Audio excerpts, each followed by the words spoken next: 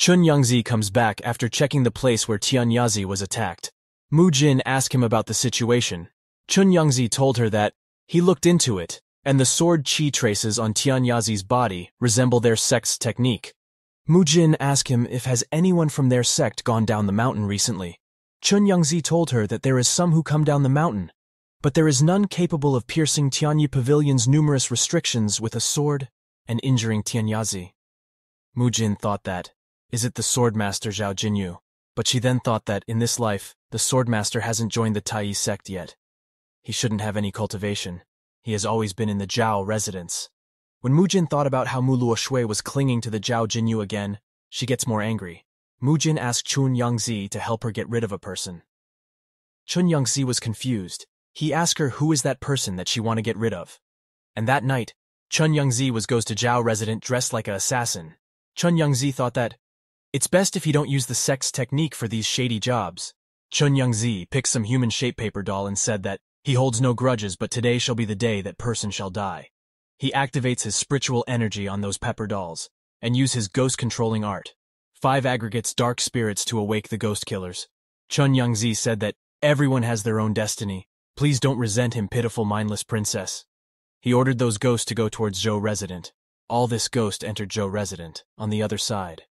Mu Luoshu was with Yuan Ji in her room. She was telling Yuan Ji to write a litter. On the other side of the house, Zhao Jinyu was taking a bath. Suddenly, Zhao Jinyu opens his eyes because he felt someone. After completing that letter, Yuan Ji asked Mu Luoshui if that all to write. Mu Luoshui told her that that's all for now, and asked Yue Xie to gather them as soon as possible. Yuan Ji turned around to greet Mu Luoshui, but she was too shocked to see that a ghost killer was about to attack Mu Luoshui from behind. Yuan Ji shouted, "Spirit Lord, watch out!" Mu Luoshui turned around to see what is behind her. That ghost killer's knife was to close to Mu Luoshui's eyes. But before that knife could touch his Mu Luoshu, a sword with sword chi on it killed that ghost killer. Mu Luoshui was surprised to see that, suddenly, other 4 ghost killers attacked Mu Luoshui. But before Mu Luoshui could react, that sword killed all those killers in an instant. Mu Luoshui was surprised, thinking who saved her just now, and to maintain such a strong sword chi from such a small hole. Who is it? Outside the Zhou resident, Chun Yangzi was confused, because his connections suddenly break off. Chun Yangzi saw a bright light coming from Zhao resident. That light was that sword. It attacked Chun Yangzi. He barely dodged that sword. Chun Yangzi back off from there. Chun Yangzi was scared after seeing a terrifying sword chi he thought was an expert of this caliber actually hidden in the Zhao residence. A ghost-like thing appeared in front of Chun Yangzi. That was Zhao Jinyu, who was wearing his war mask. Zhao Jinyu said to Chun Yangzi that was really commendable for Ji Xingye to release ghosts here.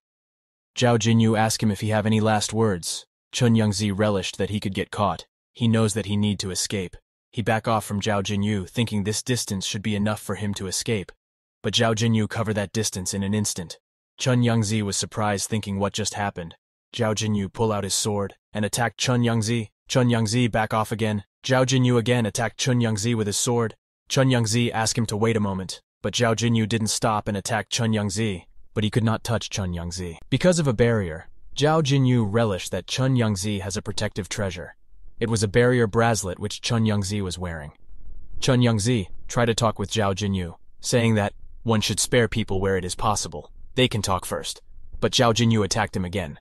Zhao Jinyu stopped then, and said to Chun Yangzi that Chun Yangzi seems like a hitman. If he tell Zhao Jinyu who is the person behind him, he shall leave Chun Yangzi's corpse intact. Zhao Jinyu use his sword controlling art. 8 points of sword domain. Many chi sword appear all over Chun Yangzi. He relished that Zhao Jinyu is trying to keep him here. A sword formation appear around Chun Yangzi and Zhao Jinyu. Chun Yangzi said to Zhao Jinyu that this place is the capital. If they continue to fight, Zhuguos will arrive. Zhao Jinyu grabbed his sword and asked Chun Yangzi, why do he assume that his bracelet can keep him safe until the Zhuguo arrive? Zhao Jinyu appeared behind Chun Yangzi suddenly and was about to attack Chun Yangzi. Chun Yangzi was too surprised. Zhao Jinyu used his slashing epoch technique and attacked Chun Yangzi. Chun Yangzi's hand became numb. Chun Yangzi looks at his hand and thought, this skill cut off a person's force. Instead he body. Chun Yangzi gets angry. He called thunder to come forth. Chun Yangzi change himself and goes into his true immortal form, he said to Zhao Jinyu, that he will fight Zhao Jinyu till death. Zhao Jinyu, after seeing that assassin-looking guy using Taiyi Orthodox sect Great Thunder Dharma, relished that as he. Zhao Jinyu's senior brother, Chun Yangzi. Chun Yangzi attacked Zhao Jinyu with his thunder sword, Qi. Zhao Jinyu moved his finger to counterattack Chun Yangzi with his sword Qi. There was a huge blast. Zhao Jinyu thought that it's no wonder that assassin's voice sounds familiar. Zhao Jinyu remembers that. In his past life, only Chun Yangzi and Zhao Jinyu learned the thunder art technique. Zhao Jinyu was thinking that, why is the senior brother here? He has no reason to confront Zhao clan. Zhao Jinyu knows that his senior brother is simple-minded. He must have been exploited by others. Zhao Jinyu was thinking, what should he do? He can't let his senior brother go. But he also can't leave it alone because he don't know what his senior brother will do when the time comes. Zhao Jinyu thought that he have no other choice. He can only make his senior brother recuperate like the chaplain for a few months. Both Zhao Jinyu and Chun Yangzi were thinking that they will end this in 15 rounds. Suddenly Bai Chuan appeared there. He said to Zhao Jinyu and Chun Yangzi that both of them are having fun, can he join in? Eunuch Hai was also there. He asked them that, how daring of them to be so audacious in the capital. What do they take the Zhou dynasty for? Both Zhao Jinyu and Chun Yangzi were surprised to see them there. Zhao Jinyu thought that, even if it is Bai Chuan, it's too fast for her to arrive here from the palace. But he thought that it's been a long time since she returned to the capital with the fifth prince. It seems they came out for a walk. The old eunuch might have been accompanying them. Suddenly a thought hit Zhao Jinyu that, if Bai Chuan is here then, does it mean the fifth prince is also there? When Zhao Jinyu saw fifth prince, he thought that fifth prince has the divine eye. Zhao Jinyu launched his sword Qi towards fifth prince. Both Bai Chuan and Eunuch Hai turned around, and goes to save fifth prince, Bai Chuan. Gets angry asking how dare they attack Ji Ruiyuan. But no one was in the sky. Chun Yangzi got on a belighting thinking, there sure are lots of hidden experts in the capital. He almost got caught. Suddenly an arrow comes flying and pierces in Chun Yangzi's chest. The one who released that arrow was Muluo Shue. She said that, the enemy shall be eradicated completely. Muluo Shue was tired, because it's still difficult for her to use the sun bow as of now.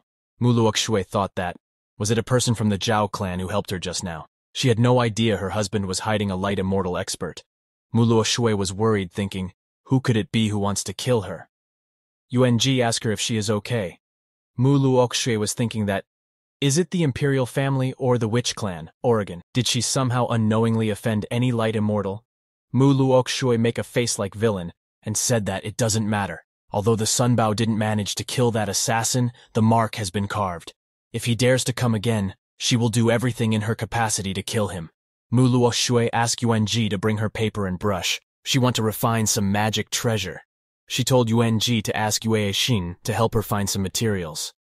Muluo Shue was sitting on the chair with her head down. She said that, even though things are different from her past life, how can she endanger her husband because of her? Even in her critical situation, Muluo Shue was worried about Zhao Jinyu. When Mu Jin was in the room, she heard door opening sound. She realized that it is Chun Yangzi. She asked him how did it go. But to her surprise, Chun Yangzi was seriously injuries. She asked him how did he get such serious injuries. Chun Yangzi told her that he got careless this time. When Chun Yangzi thought about what happened to him today, he realized that he had been staying in the mountains for far too long. He had no idea such an expert existed in the world. Mu Jin asked him if she should return to Taiyi sect to get someone to come and heal him. Chun Yangzi told her that there's no need. No matter what happened, he is still one of the 9 peak masters. He can handle it by himself. Chun Yangzi asked Mu Jin if she can guard him for 3 days. Mu Jin said, she will do that. Mu Jin asked Chun Yangzi if Muluo Shue is dead. Chun Yangzi didn't say anything first. Then he told her that Muluo Shue might still be well and alive.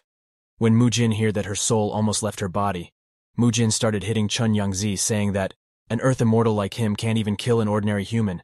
He is totally useless. Mu Jin stops hitting him and asked him if his identity was also exposed. Chun Yangzi told Mu Jin that he got forced into using the thunder art technique, but if he is lucky, he might not get caught.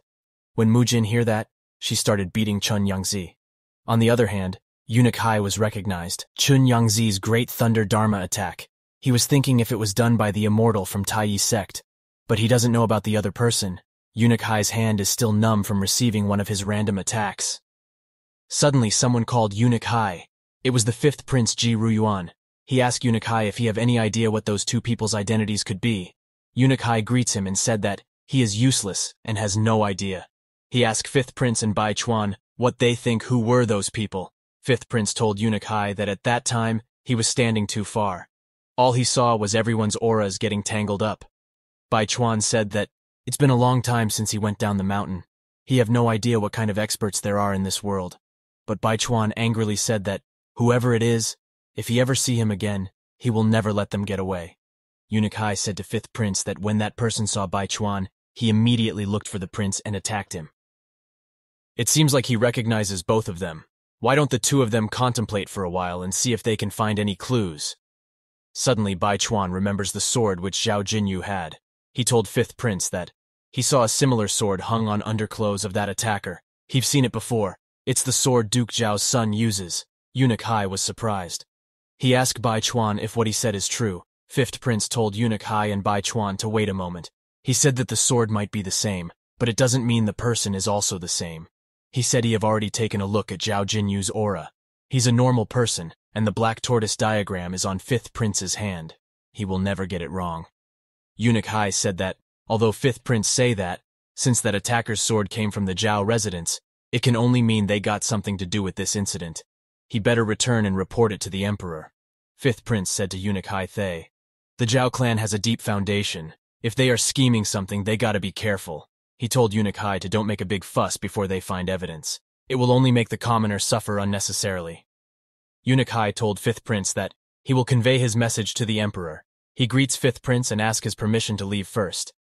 After Eunuch Hai left, both Ji Ruyuan and Bai Chuan also left. Someone was secretly listening to them. It was Zhao Jinyu.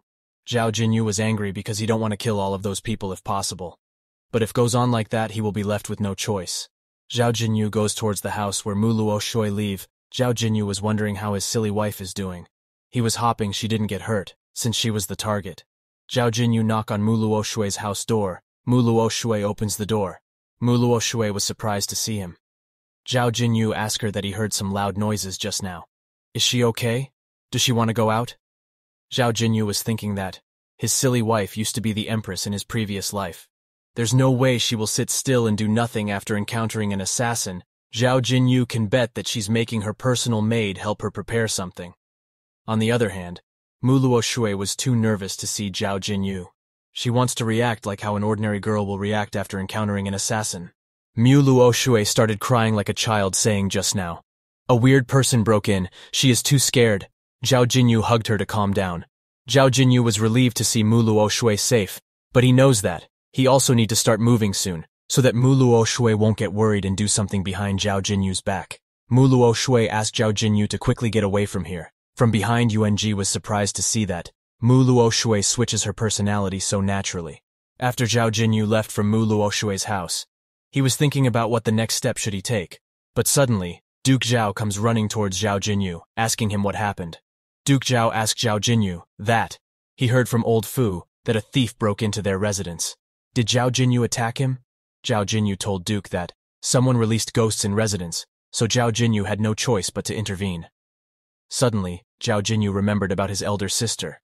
He asked Duke, where's his elder sister? He said he haven't seen her for the entire day. Zhao Jinyu knows that, with her personality, there's no way she wouldn't have appeared. Was she the assassin's target? Duke Zhao told Zhao Jinyu that his elder sister is paying a visit to her subordinates who followed her back to the capital. Duke had gone just a while back to see her. He asked Zhao Jinyu if something wrong here. Zhao Jinyu said no. There's nothing wrong. He asked Duke to don't tell his sister what happened in the residence. He don't want her to be needlessly worried. Duke said, all right. He asked Zhao Jinyu, did he expose his real strength? Zhao Jinyu told Duke that back then, he was wearing a mask. However, someone definitely noticed the sword he was using belonged to the Zhao residence. Duke Zhao said, in that case, can't Zhao Jinyu just deal with them? Zhao Jinyu told Duke that if only it were that easy, he would have done that. He told Duke that the one who recognized his is Bai Chuan. Duke Zhao was shocked to hear that, but Zhao Jinyu told Duke that since they don't have direct evidence, we can simply say the sword was stolen. Duke asked Zhao Jinyu if he think the emperor can be fooled so easily. If he wants to condemn someone, he won't worry about the pretext. Suddenly, housekeeper comes running for Duke. He told Duke that Eunuch Li from the palace has arrived. Both Duke and Zhao Jinyu were shocked to hear that. They look at each other. Eunuch Li called Duke Zhao, young Master Zhao, and told they that His Majesty has issued a decree. Since the hidden summit peak will open soon, they are welcoming warriors from around the world for tomorrow's banquet. They would like to invite Duke Zhao and his son Zhao Jinyu to attend the banquet. On the other side, in Heavenly Pure Palace, Emperor was drinking tea. After he drinks it, he give it to Eunuch Hai and ask that noble consort Huang is Eunuch Hai's beloved daughter. Is he really willing to do it? Minister Huang greets Emperor and said that it's a blessing for his daughter to be useful to His Majesty. Moreover, he won't feel reassured to leave it to others. Emperor smiled when he heard what Minister Huang said. He stand up from his seat and said that Minister Huang is so merciless. They'll do as he say. Emperor said he also want to see it at tomorrow's banquet. He wonder if Duke Zhao wants to save his debauchee son or that expert who could defeat an earth immortal. Minister Huang said he can bet the situation will be quite entertaining during the banquet. On the other side, in Zhao Residence, both Duke and Zhao Jinyu were thinking about the invitation which Emperor give them. Duke Zhao said to Zhao Jinyu that Emperor must have planned the banquet as some sort of trap. Zhao Jinyu said to Duke that since they don't have any direct evidence, they should attend it. If they don't participate, they will look suspicious. Zhao Jinyu thought that if something happens, he is confident enough to escape the palace together with Duke Zhao. Suddenly, Zhao Jinyu asked Duke if their clan still have any experts. Duke Zhao points his finger at himself, saying, "Isn't there one expert right in front of Zhao Jinyu?"